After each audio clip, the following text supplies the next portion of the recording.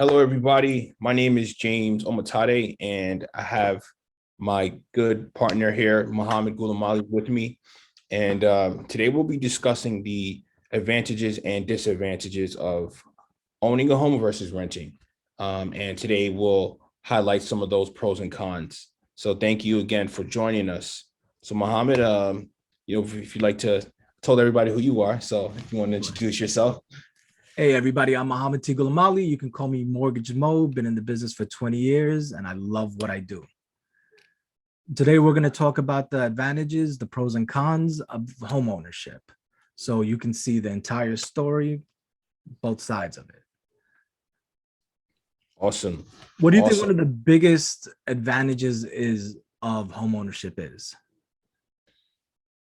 For me, taking out all of my real estate bias, I would just say the biggest advantage is just the privacy that you have when you own a home.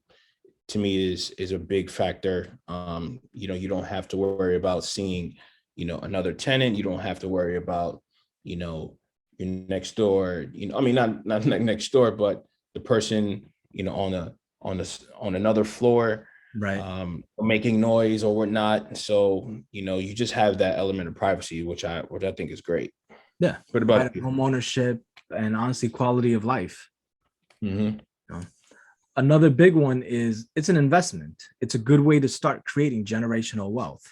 Mm-hmm. And speaking of investments, home ownership comes with a plethora of tax write-offs as well. And then the cost and stability is absolutely there because you don't have to worry about a landlord increasing your rent. Your mortgage is pretty much your mortgage until it's paid off. Then guess what? You ain't got no mortgage after that, buddy. And then the privacy, like you mentioned, pride in home ownership. And then there's actually family benefits, which we'll go through later with different studies as far as behavioral and academic benefits from families of homeowners compared to families of renters. But there's cons too. So that's what I wanted to highlight. So I know we're painting this rosy picture, but what do you think homeowners, have to address down the road? What are some cons of home? You're responsible for repairs. If something breaks, you got to call somebody and you got to fix it or pay them to get it fixed rather than call up your landlord to fix it. Now, temporarily, buying a house is going to be more expensive than renting a house because obviously there's all those benefits and those come with a cost.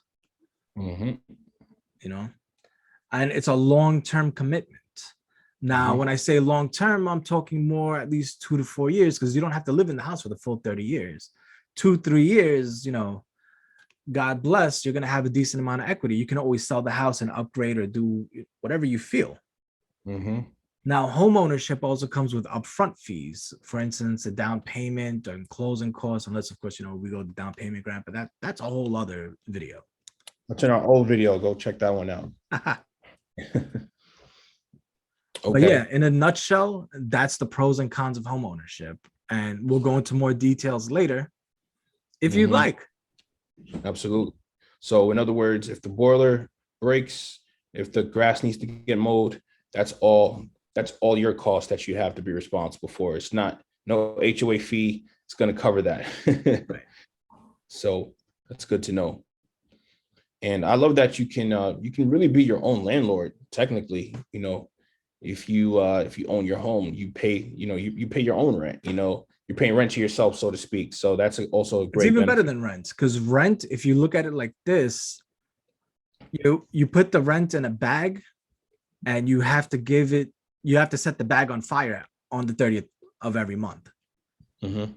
Because in the next month, what you paid the month prior, no benefit for it. Whatsoever. But meanwhile, with the mortgage, you're actually paying down your principal, which results in equity that you have that makes your net worth increase.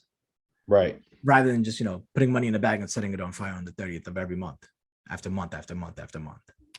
Absolutely. Let's talk about something that you mentioned earlier that I think needs to be highlighted. You mentioned like children who grow up in homes versus places where it's not as private or there isn't as much stability, so to speak, as far as just the cost is concerned. what are some statistics about how they perform in school? How does that correlate to home ownership? Give me a moment. I'll pull it right up because I believe I wrote it down in my book. Okay, great. Okay, so Habitat for Humanity, NYC, actually did a study on benefits of homeownership. Children of homeowners had math scores roughly 9% higher than their counterparts, reading scores of roughly 7% higher than their counterparts, a better home environment up by 22%.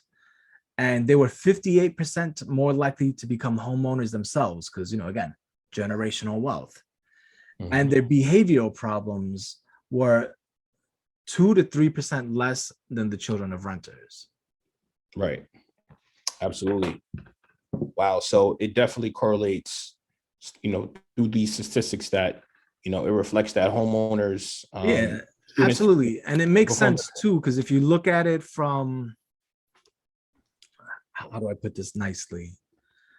With certain people, they feel entitled to things, Mhm. which is, in all honesty, they feel that it's their right. They should have it. Right.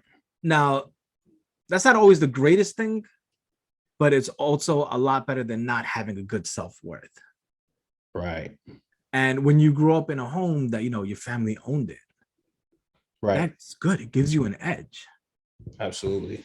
Like, again, we speak about, generational wealth.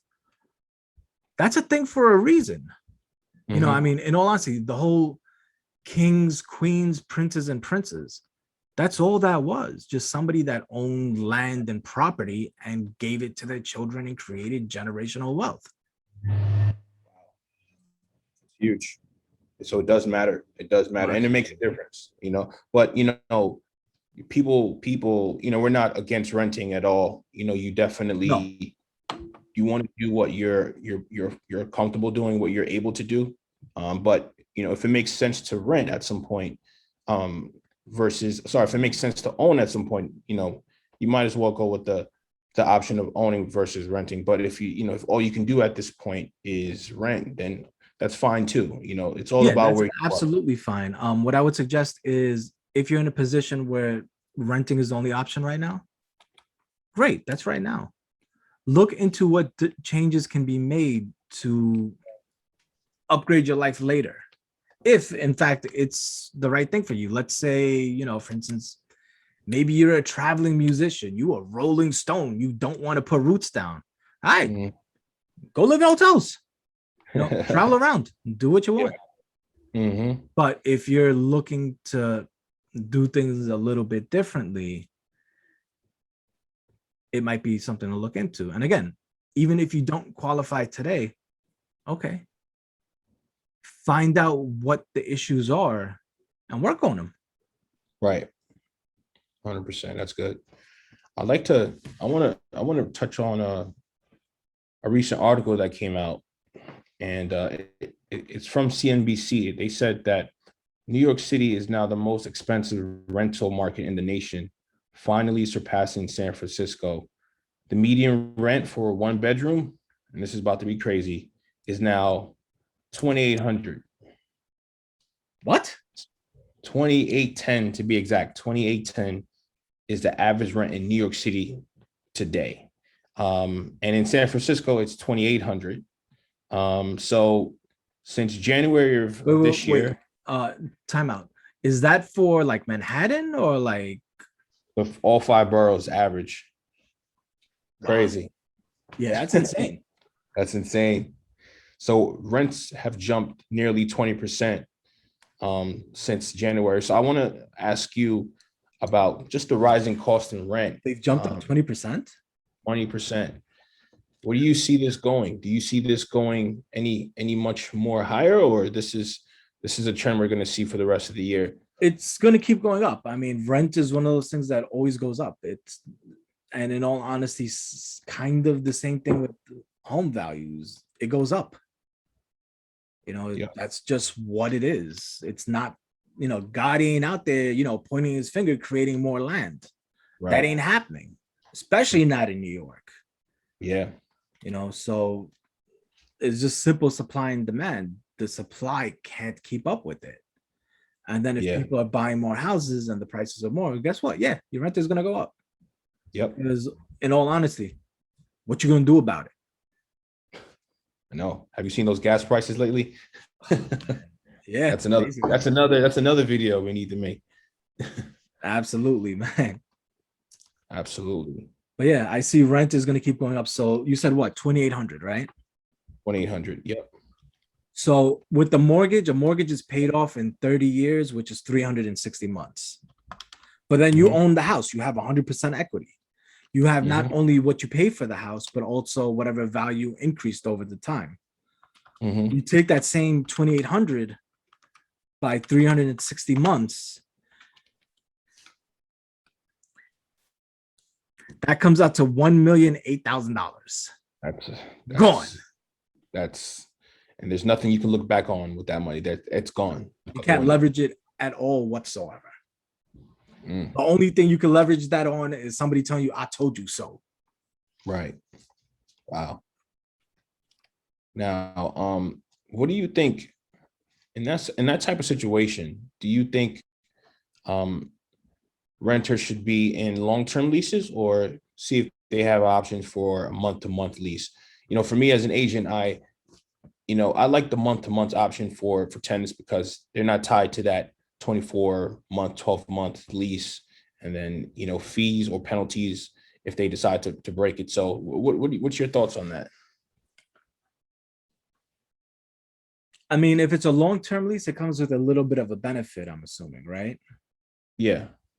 Which it might make sense because honestly, ain't nobody moving every couple of months. Like, rent a Hmm. van, put all this stuff in there, getting people to hope you move or pay the movers. Like, that's an ordeal, Yeah. So yeah, on paper, the month to month sounds nice, but what's the benefit of it? You get to move a bunch of stuff and bother a bunch of friends that ain't gonna take your call anymore, probably, if you're doing this constantly, you know. So I would say, if you're gonna do it, go long term. When you say long term, how long is long term? anything over 2 years, anything over a year or two. Okay. So yeah, I think a year, 2 years is good. This way, you're locked in. You don't have to worry about, increases or, whatever bad stuff could come with the short-term lease. And you Mhm. can start saving to make your next move where, you're not the one that's liable for the rent anymore in the future. Absolutely. Absolutely. Now, what do you think?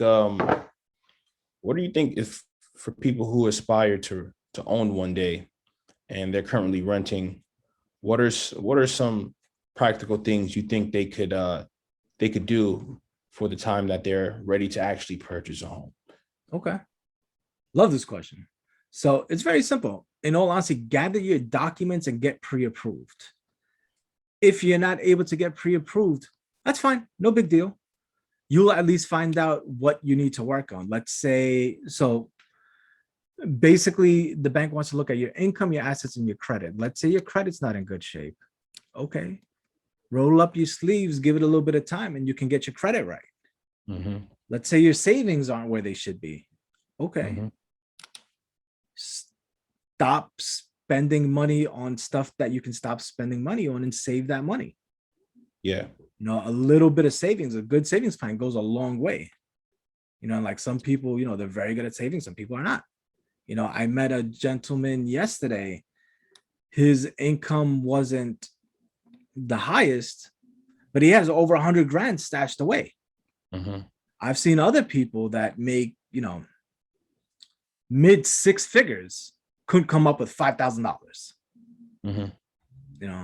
It's just Right. really, learn to save. It's an Right. extremely valuable skill, Yeah. you know, 100%. and fix your credit. And then let's say your income is an issue. Okay.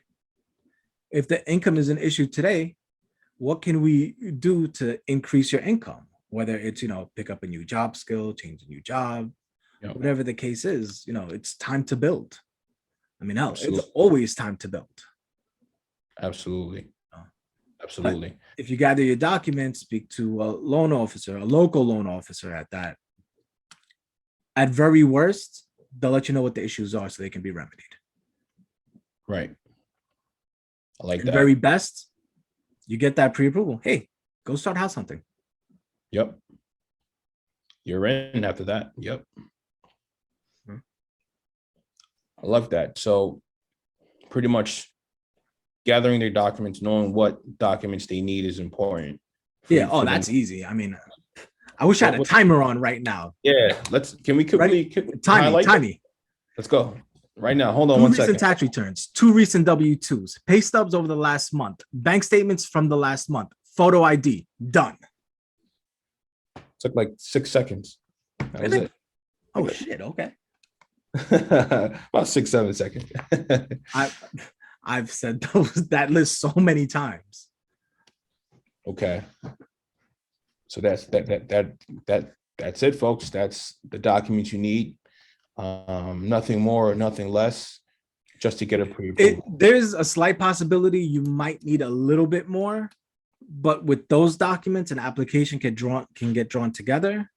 Mhm. We can review pretty much any issues that are there if there are. Mhm. But pretty much that's the whole meat and potatoes right there. Right.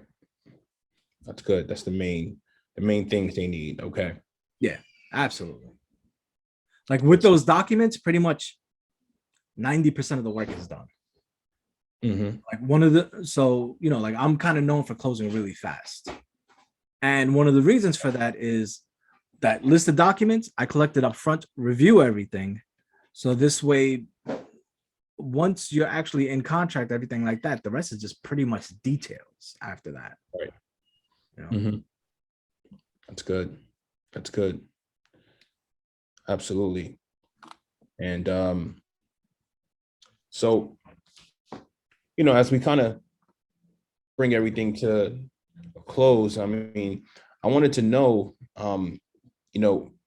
if you were in this market right now, and you had the ability to buy, but you're being outbidded by so many other buyers, Happening constantly right now. Even in my market, there's offers that are above 100,000, above the asking price. So that's definitely a possibility. But let's say, you're definitely, you're pre-approved and you're ready to buy, but you're being outbid. What advice would you give someone who is like that? Would you tell them to wait until the market slows down when interest rates go back up? Or would you tell them to compete and get a part of this hot market? In all honesty, I've heard from quite a couple of people like, oh, it's too expensive right now, we're going to wait. I've heard this for years. You know what I call those people? Renters. Because the market doesn't slow down. Where in history, and I can't speak for everywhere, but in New York City, Long Island, Mhm. where in history has home prices slowed down or mellowed up? Mhm. It ain't happened. Right. It did happen once during the real recession, and that only lasted for a very short period of time. Right. Real estate is not something that the demand is going to slow down with. For every family that is created or gets put together, for every person that's now making decent income, for everybody that, for instance, this year alone with COVID, everybody's aware of their living situation. Yep. So people aren't satisfied with, living in a little box, not having, the backyard, being able to barbecue, things like that, being so close to their neighbors that they could hear, smell everything. Right. So as far as the waiting thing, no, that ain't gonna happen. I mean, you could try, but I don't see it happening. Like shit, I'll bet you money it ain't gonna happen.